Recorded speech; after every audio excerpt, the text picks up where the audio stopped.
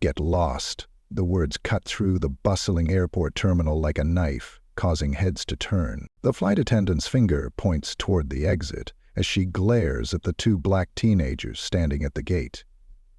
"You don't belong here," she hisses, loud enough for everyone to hear.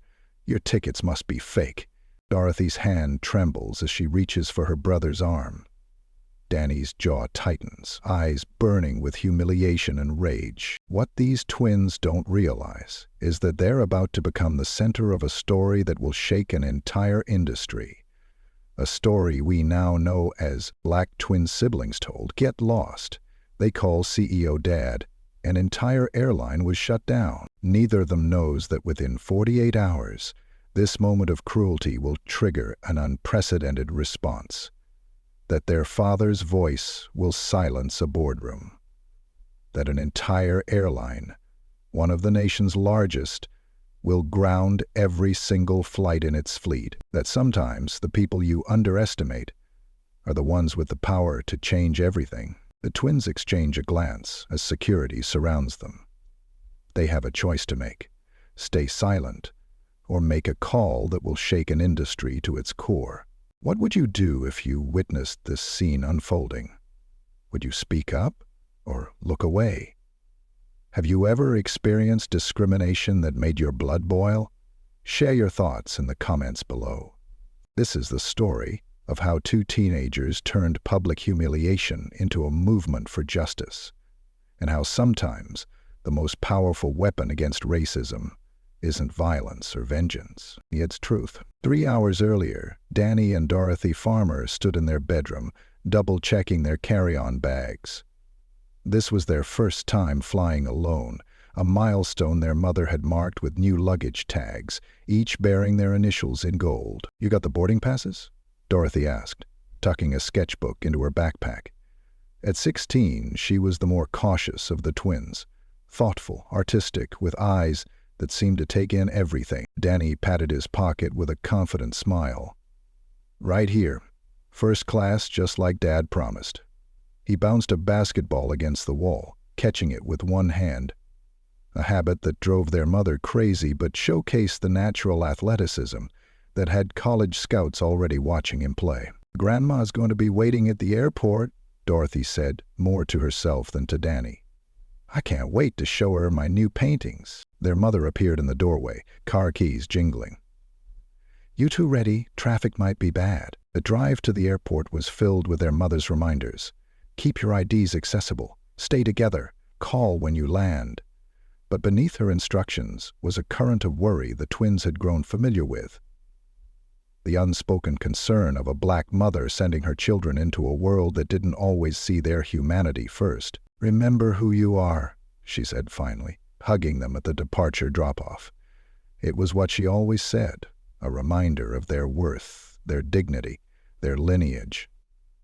"And call your father when you land. He's sorry he couldn't be here to see you off." Levi Farmer was in Chicago, finalizing a major acquisition for the airline he'd transformed from a regional carrier into a national powerhouse. The first black CEO in the industry, his face occasionally appeared in business magazines, something that embarrassed the twins but filled them with quiet pride. The airport hummed with pre-holiday energy. Danny walked with the easy confidence of someone who believed doors would open for him. Dorothy moved more carefully, observing the flow of travelers, the security officers, the gate agents scanning boarding passes. "Gate 823, Danny said, checking the monitors. "We've got an hour before boarding. Want to grab something to eat?" They found a small cafe, ordered sandwiches, and watched planes take off through floor-to-ceiling windows. Dorothy sketched the scene in her notebook while Danny scrolled through basketball highlights on his phone. "This is going to be the best spring break ever," Danny said, mouthful of turkey sandwich. "Grandma said she'd take us to that jazz club downtown." Dorothy smiled. "And the art museum," she promised. When the boarding announcement came for first-class passengers, they gathered their things and headed to gate A23. The line was short. Mostly business travelers in suits, a few wealthy-looking tourists. The twins took their place, boarding passes ready. That's when they felt it. The subtle shift in atmosphere, the sideways glances, the woman who clutched her purse tighter as Danny stepped behind her, the man who double-checked the gate number, as if certain the twins must be in the wrong line. Dorothy felt her shoulders tense.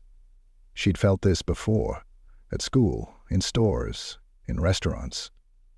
The unspoken question, "Do you belong here?" When they reached the front of the line, the gate agent, a middle-aged woman with Edith Smith on her name tag, barely looked at them before extending her hand for their boarding passes. "First class is for first-class ticket holders only," she said, her voice carrying. "We have first-class tickets," Danny replied, handing over their boarding passes. Edith examined the passes with exaggerated scrutiny, her lips pursed. "These don't look right. Where are your parents?" "They're not traveling with us," Dorothy explained quietly. "We're visiting our grandmother." Edith's eyebrows rose. "Unaccompanied minors aren't allowed in first class."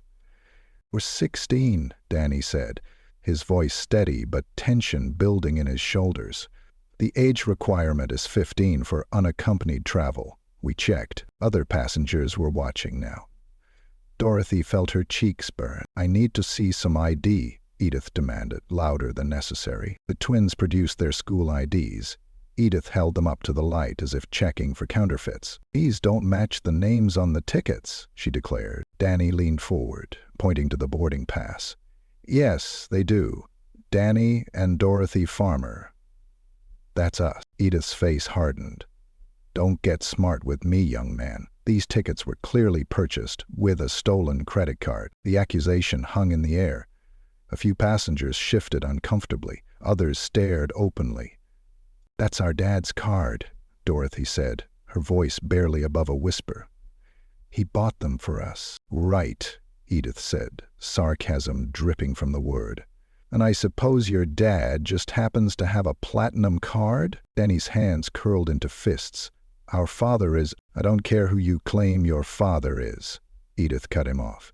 "You're holding up the line with fake tickets. Get lost before I call security." "Please," Dorothy tried again. "Just call the number on the reservation. Our father can confirm—" "Get lost," Edith shouted, loud enough that the entire gate area fell silent.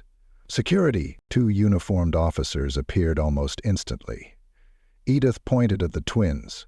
"These two are trying to board with fraudulent tickets. They need to be removed." "Ma'am, we have valid tickets," Danny protested, his voice cracking slightly. "This is discrimination." One of the officers placed a hand on Danny's shoulder. "Let's go somewhere quiet to sort this out." As they were escorted away, Dorothy caught sight of their boarding passes being tossed aside. She saw passengers watching, some uncomfortable, some curious, none intervening. She saw Edith Smith turn to the next person in line with a smile, as if nothing had happened, and she felt something inside her break and harden all at once. The security office smelled of industrial cleaner and stale coffee. Danny and Dorothy sat side by side on hard plastic chairs, their carry-ons placed against the wall like evidence. Through the glass partition, they could see their flight status change from boarding to departed. Dorothy stared at her hands, folded tightly in her lap. Danny's leg bounced with nervous energy, his jaw working silently. "They took our tickets," Dorothy finally whispered. "They just took them." Danny's voice was tight. "Did you see how nobody said anything? Not one person. A security officer had taken their IDs for verification 20 minutes ago and hadn't returned. The twins sat in limbo, not detained, not free to leave, suspended in the particular humiliation of being treated like criminals without being charged with any crime. Dorothy felt tears threatening but refused to let them fall. Not here. Not where they could be seen as confirmation of guilt rather than evidence of injustice. "Dad's going to be furious," Danny said, his voice low. Dorothy nodded. Their father, always composed, always strategic, had taught them about dignity in the face of prejudice. "Keep your head high," he'd say, "but choose your battles." This, they both knew, was a battle he would choose to fight. The door opened. and a young black man in a baggage handler's uniform entered with a cart of cleaning supplies. He glanced at the twins, then at the empty security desk, before pushing his cart to the corner. As he worked, he moved closer to where they sat. "Your flight to New Orleans?" he asked quietly, his back to the security camera. Danny looked up, surprised. "Yeah, how did you?" "Word travels fast," the man said, still focused on his cleaning. "I'm Moses. I saw what happened at the gate." Dorothy's eyes widened.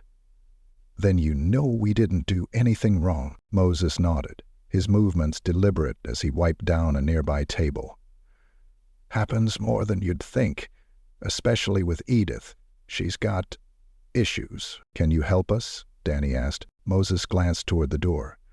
"I'm just a baggage handler, but—" He reached into his pocket and pulled out 2 water bottles, setting them on the table beside them. "Might be a while before they remember you're here, and you should call someone. They can't stop you from doing that." Before either twin could thank him, the door opened again. Moses moved away, resuming his cleaning as a different security officer entered. "Your IDs check out," the officer said, sounding almost disappointed. "But your flight's gone. You'll need to contact customer service about rebooking." "Can we have our boarding passes back?" Dorothy asked. The officer shrugged. "Those were confiscated. You'll need new ones if you rebook." As they gathered their belongings, Moses caught Danny's eye and nodded slightly, a small gesture of solidarity that felt, in that moment, like a lifeline. Outside the security office, the terminal continued its normal rhythm, announcements echoing, travelers rushing, life proceeding as if nothing had happened. The twins found a quiet corner near a window overlooking the tarmac. "We need to call Dad," Dorothy said, pulling out her phone. Danny hesitated. "He's in that big meeting today, the acquisition." "I don't care," Dorothy replied, her voice suddenly firm. "This isn't right, Danny. They can't just treat people like this." Across the terminal, Kelly Wilson sat at her gate, unable to focus on her laptop. She'd witnessed the entire scene with the twins, had been standing just 3 people behind them in line. She'd seen the gate agent's dismissive treatment, heard the baseless accusations, watched as security led them away, and she'd said nothing. Now guilt gnawed at her. She'd been raised to believe in fairness, to stand up for what was right. Yet when the moment came, she'd frozen, telling herself it wasn't her business, that surely there must be some explanation she wasn't seeing. Kelly closed her laptop. Her flight wouldn't leave for another hour. She could find those kids, offer to be a witness, to confirm their story. She could. Her phone rang. A client calling about tomorrow's presentation. By the time the call ended, her resolve had weakened.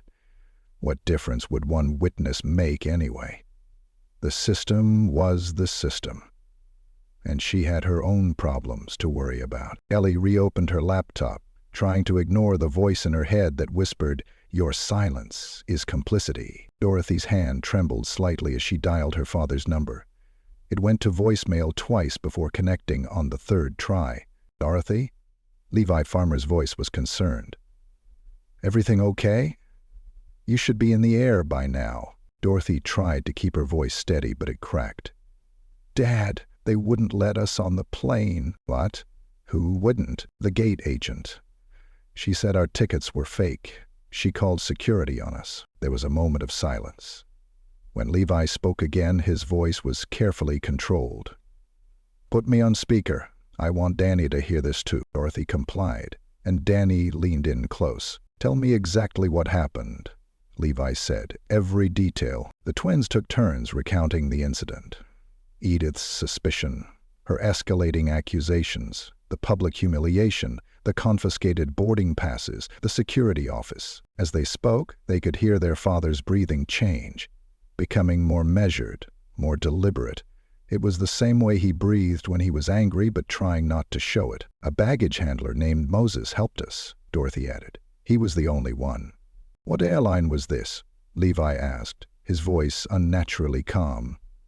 The twins exchanged glances. "Dad, it was Skyline, your airline." The silence that followed was deafening. In a Chicago conference room, Levi Farmer stood at the head of a table surrounded by executives and lawyers. The acquisition papers lay before him, awaiting his signature. The culmination of 3 years' work, a deal worth billions. His children's voices echoed in his ears. She said our tickets were fake. She called security on us. Get lost. 25 years in the industry. The first black man to rise from baggage handler to CEO. All the compromises, the strategic silences, the battles chosen carefully to ensure he could one day make real change from a position of power, and his own children couldn't board his airline without being humiliated. Dad? Danny's voice came through the speaker. What should we do? Levi looked at the expectant faces around the conference table, then at the acquisition papers. Stay where you are, he said, his decision crystallizing with absolute clarity. I'm coming to you. Right now. He ended the call and addressed the room. Ladies and gentlemen, I apologize, but we need to postpone this signing. A situation has arisen that requires my immediate attention. Levi, the head of legal protested. We've got everyone here. The press release is scheduled for... My children were just racially profiled and removed from one of our flights, Levi interrupted, his voice quiet but carrying an unmistakable edge. So unless this room is on fire, nothing happening here is more important than that. He was already dialing his assistant as he walked out, leaving stunned silence behind him. Janet, I need the corporate jet ready in 30 minutes. And get me everything you can on an employee named Edith Smith, gate agent, and the regional manager for the Denver hub. His next call was to his wife. As he strode through the building toward the executive parking lot, Levi Farmer made a promise to himself. This ends today. The corporate jet touched down at Denver International Airport 3 hours later. Levi Farmer stepped onto the tarmac wearing the same charcoal suit he'd worn to the acquisition meeting. His tie loosened just slightly, the only visible concession to the turmoil of the past hours. His assistant Janet walked beside him, tablet in hand. I've arranged for a private room at the executive offices. Willie Ritter is already there. Edith Smith has been called in, but doesn't know why. The twins, waiting in the Skyline Lounge as you requested. I've instructed staff to give them whatever they need. Levi nodded. And the security footage? Downloaded and ready for viewing. I've also pulled Ms. Smith's employment record, 17 years with the company, 3 customer complaints in the past year, all involving misunderstandings with minority passengers. The terminal was busy with afternoon travelers, none of whom gave a second glance to the tall man in the expensive suit walking with purpose through the concourse. Levi observed everything. The Skyline branding he'd helped design, the diverse faces of travelers, the staff in their crisp uniforms.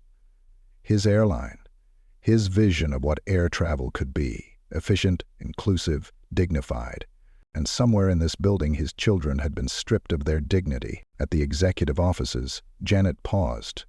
Do you want legal present for this? Levi considered. No, this isn't about liability. It's about accountability. The conference room was sleek and modern, all glass and chrome with the Skyline logo prominently displayed.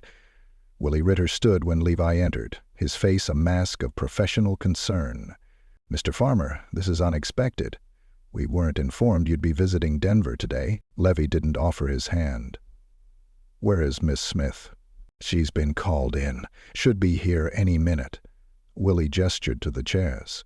Can I get you anything while we wait? Coffee? What I need, Levi said, taking a seat at the head of the table, is an explanation of why my children were publicly humiliated and removed from one of our flights today. Willie's expression shifted from confusion to dawning realization. Your children? I'm not sure I understand. Danny and Dorothy Farmer, 16 years old, first-class passengers on Flight 1372 to New Orleans. Accused of having fraudulent tickets and escorted away by security. Before Willie could respond, the door opened. Edith Smith entered, her uniform impeccable, her expression guarded. She glanced from Willie to Levi, clearly trying to assess the situation. Smith, Willie said, his voice unnaturally bright. Thank you for coming in. I know who this is, Edith interrupted, recognition dawning. You're Levi Farmer, the CEO. Levi nodded once. Please, sit down. Edith took a seat across from him, her posture rigid. Is there a problem? Earlier today, Levi began, his voice measured. 2 teenagers attempted to board Flight 1372. They had valid first-class tickets purchased on my credit card. They had proper identification. They were in the correct line at the correct time. He leaned forward slightly.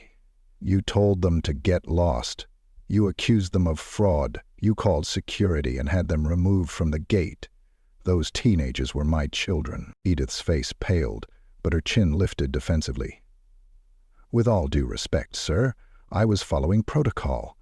Their behavior was suspicious and their documentation didn't appear to be in order. What specifically was suspicious about their behavior? Levi asked. Everybody seemed nervous, out of place in the first-class line. They're 16, Miss Smith, flying alone for the first time, and their IDs didn't match the tickets. Janet, Levi said, without looking away from Edith. Please play the security footage. The wall screen came to life, showing the gate area from multiple angles. The footage was clear. Danny and Dorothy in line, their interaction with Edith, the escalation, security arriving. There was no sound, but none was needed. The body language told the story. Edith's dismissive gestures, the twins' increasing distress, the public spectacle of their removal. When it ended, the room was silent. Their IDs, Levi said quietly, matched their tickets perfectly. As you can see in the footage, Willie cleared his throat. Mr. Farmer, I'm sure this was just a misunderstanding. We can offer your children complimentary tickets and misunderstanding? Levy repeated, his voice dangerously soft. Is that what we're calling it? He stood, buttoning his suit jacket, a gesture that somehow commanded the room's complete attention. Let me tell you what I understand, Mr. Ritter. I understand that my children were profiled because of their race. I understand that they were publicly accused of fraud without evidence.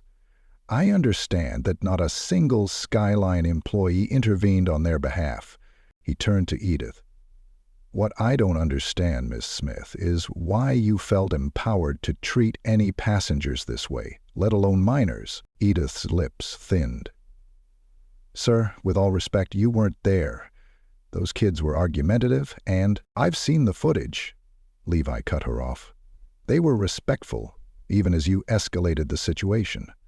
But let's be clear about something. Even if they hadn't been, even if they had questioned your authority or expressed frustration, that would not justify what happened. He began to pace slowly. 25 years ago, I was a baggage handler for this airline. I worked every job from the tarmac to this office.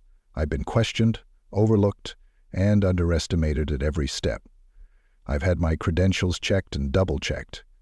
I've been asked if I was lost when I walked into first-class lounges. Levy stopped, looking directly at Edith. So, I recognize what happened today. I've lived it. The difference is, my children shouldn't have to. Willie shifted uncomfortably. Mr. Farmer, I assure you, we take diversity very seriously at this hub. Our training clearly isn't working, Levy finished for him. Because if it were, Ms. Smith would understand that following protocol isn't a shield for prejudice. She would understand that her job is to serve all passengers with dignity and respect. He turned to face both of them. When I became CEO of this airline, I made a promise that we would lead the industry not just in profitability, but in how we treat people. All people. That promise means nothing if it doesn't extend to every gate, every flight, every interaction. Edith's defiance began to crumble. I didn't know they were your children. That's precisely the point, Nurse Smith.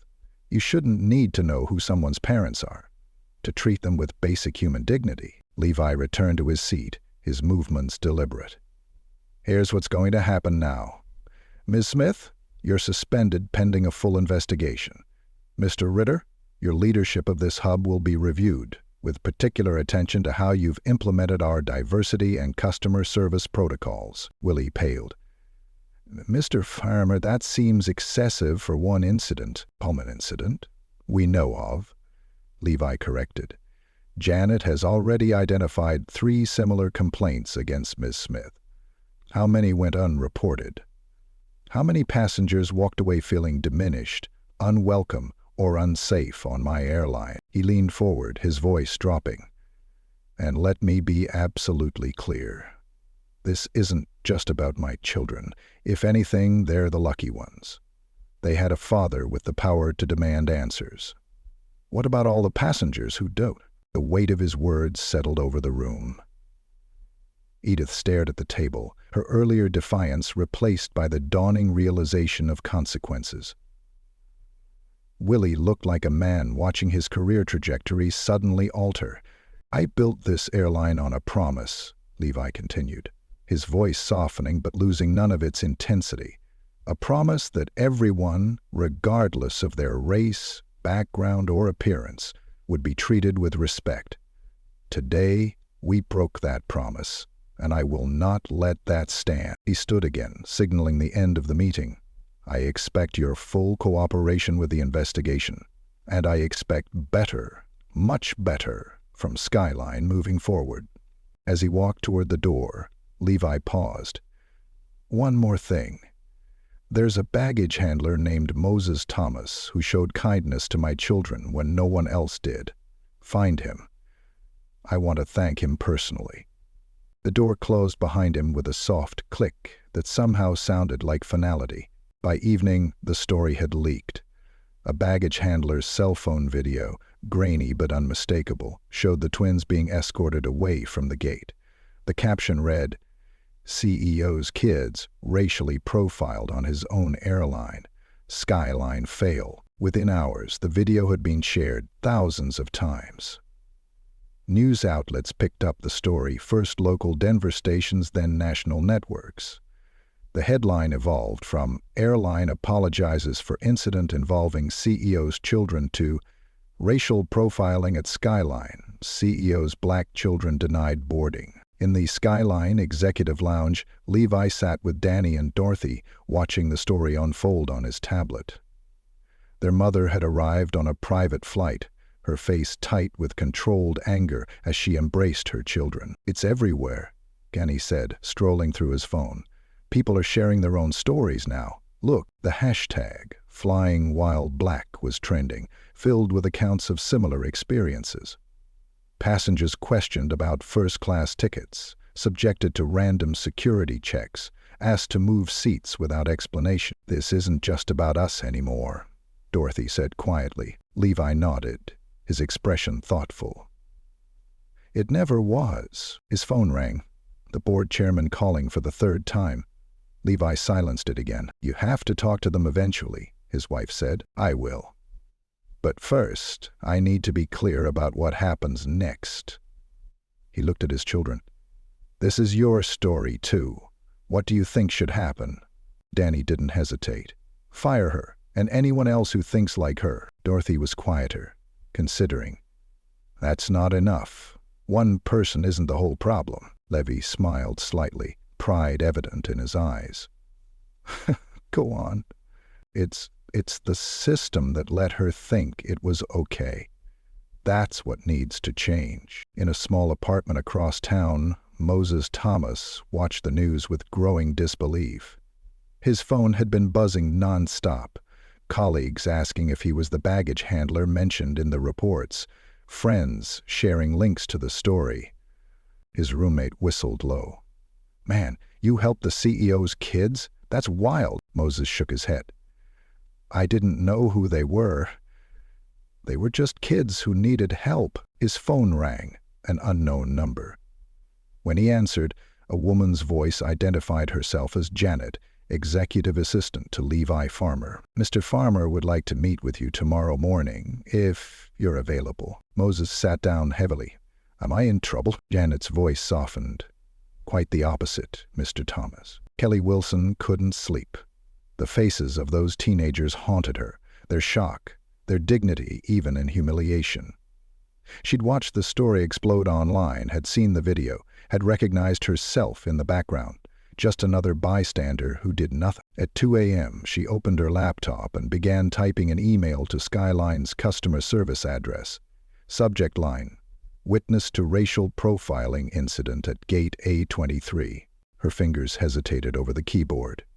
Speaking up now might seem opportunistic after the fact, but staying silent felt worse. She began to type. By morning, the Skyline crisis had escalated.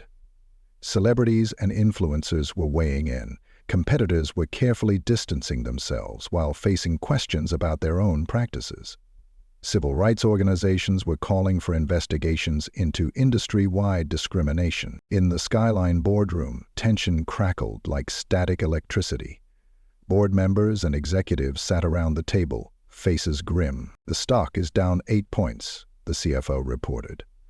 Cancellations are up 22% since yesterday. We need to issue a stronger statement, the head of PR insisted. Suspend the employee, announce an investigation, move on. And hope it blows over? Levi asked from the doorway, entering with Janet at his side. That's not going to happen, the chairman stood. Levi, we've been trying to reach you. This situation is spiraling. We need damage control. What we need, Levi said, taking his seat at the head of the table, is to actually fix the problem. He placed a folder on the table. This contains my plan for addressing what happened, not just the incident with my children, but the culture that made it possible. The board members exchanged glances as he outlined his proposal: a comprehensive review of all customer service protocols, mandatory anti-bias training for every employee, from baggage handlers to executives, an independent audit of passenger complaints involving potential discrimination, a new executive position focused exclusively on inclusion and customer dignity, and most controversially, a 24-hour suspension of all Skyline flights to allow for the first phase of training. You want to ground our entire fleet? The COO asked incredulously. That would cost millions. What's the cost of continuing as we are? Levy countered. Not just in lawsuits or bad publicity, but in our integrity as a company, in our promise to our passengers. The debate was heated, voices rising as financial concerns clashed with ethical imperatives. Through it all, Levi remained calm, his resolve unshakable. This isn't just the right thing to do, he finally said. It's also good business. In a world where consumers increasingly vote with their wallets based on corporate values, Skyline has an opportunity to lead, to set a new standard for the industry. In the end, the board approved his plan, not unanimously, but decisively. The announcement went out at noon. Skyline would ground all flights for 24 hours, beginning at midnight. Every employee would participate in the first phase of a new training program. Passengers would be rebooked or refunded. The unprecedented move made headlines worldwide. In the days that followed, Skyline became the center of a national conversation about race, corporate responsibility, and the everyday indignities faced by people of color. Edith Smith was terminated. Willie Ritter was reassigned. Moses Thomas was offered a promotion to a new passenger advocacy team. Kelly Wilson's email, along with testimonials from other witnesses, became part of the company's investigation. She later agreed to participate in a panel discussion about bystander intervention. For Danny and Dorothy, the experience was transformative. Initially reluctant to be in the spotlight, they gradually recognized the power of their story. With their parents' support, they agreed to a single interview, a thoughtful conversation with a respected journalist about what happened and what it revealed about America. "We were lucky," Dorothy said during the interview. "We had a father who could make people listen. But what about all the people who don't?" Danny nodded. "That's why we're talking now, because this isn't just about one flight or one airline. It's about who gets the benefit of the doubt in this country and who." The twins established a social media presence focused on youth activism and racial justice. Their first post, a simple video of them talking directly to the camera about their experience, received millions of views. "We didn't ask for this platform," Dorothy said in the video. "But now that we have it, we're going to use it." Levi watched his children with a mixture of pride and sadness. Proud of their courage, sad that they had to find it so young. The airline was changing, slowly but surely. New policies were being implemented. The training was making a difference. The independent audit was revealing patterns that had gone unaddressed for too long. It wasn't enough. Would never be enough. But it was a start, and sometimes that's all you can ask for. A chance to begin again, better than before. 3 months later, Skyline's corporate headquarters buzzed with activity. The main auditorium was filled to capacity. Employees from every level of the company gathered for what had become a monthly town hall on the airline's transformation. Levi Farmer stood at the podium, his presence commanding yet approachable. Behind him, a screen displayed the company's new core values: dignity, respect, accountability, inclusion. "Today marks 90 days since we made a promise to do better," Levi began. "The numbers tell part of the story. Customer satisfaction up 12%, employee retention improved, our stock price recovered and climbing.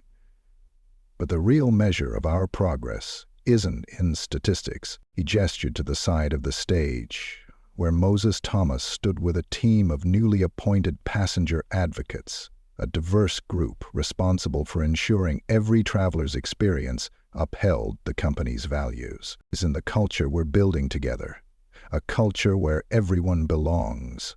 In the audience, Kelly Wilson nodded. After her witness statement went public, she'd been invited to join Skyline's Customer Advisory Board. Her initial guilt had transformed into purpose. Speaking up late was better than never speaking at all. Across town, Edith Smith sat in a community college classroom, taking notes during a course on cultural competency. After her termination, she'd gone through stages of anger, denial, and eventually reluctant self-reflection. The lawsuit she'd threatened never materialized. Instead, something unexpected happened. Dorothy Farmer reached out with an offer to talk. Their conversation, tense at first, then gradually more open, had forced Edith to confront the biases she'd denied for years. "Prejudice isn't always about hatred," her instructor was saying. "Often, it's about unexamined assumptions that shape our actions in ways we don't even recognize." Edith wrote this down, the words resonating in a way they never would have before. Her journey toward understanding was just beginning, but it had begun, and that was something. In the Farmer home, the dining room table was set for a special dinner. Danny and Dorothy had just returned from a youth leadership conference, where they'd been invited to speak about activism and advocacy. "I still get nervous before speaking," Dorothy admitted, helping her mother with the salad. "But then, I remember why we're doing this." Danya entered, dribbling a basketball despite his mother's repeated requests not to. "Dorothea Williams asked us to join her podcast next week, the one about Gen Z changemakers." Their mother smiled. "I'm so proud of you both. Just remember to balance all this with being teenagers, too." Levi arrived home loosening his tie as he entered. The family gathered around the table, a moment of ordinary joy that felt all the more precious for what they'd been through. Over dinner, they shared stories from their day. The conversation flowed easily until Dorothy asked a question that quieted the table. "Dad, do you ever regret it, shutting down the airline that day?" The board was so angry. Levi considered his daughter's question.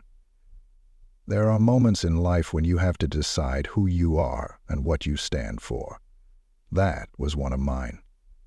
He looked at his family. "I built that airline from nothing, but you, all of you, are my legacy. What would it mean if I created a successful company but failed to stand up for my own children, for what's right?" He reached for his wife's hand. The board came around when they saw the public response. Sometimes people need to see courage before they find their own. He nodded slowly. "Like those emails we keep getting from people who say our story gave them courage to speak up about what happened to them. Exactly, Levi said. Change doesn't happen all at once. It happens person by person, choice by choice. Sometimes all it takes is one person willing to stand up and say, "This isn't right," to inspire others to do the same. Dorothy smiled. Like Moses did for us, like Moses did. Levi agreed. And like you're doing now, sharing your story. As they continued their meal, the conversation turned to lighter topics. Danny's basketball tournament, Dorothy's art exhibition, weekend plans. But the lesson lingered, unspoken yet understood. Justice begins with those brave enough to demand it, even when, especially when, it's difficult. In the warmth of that family dinner, a truth crystallized.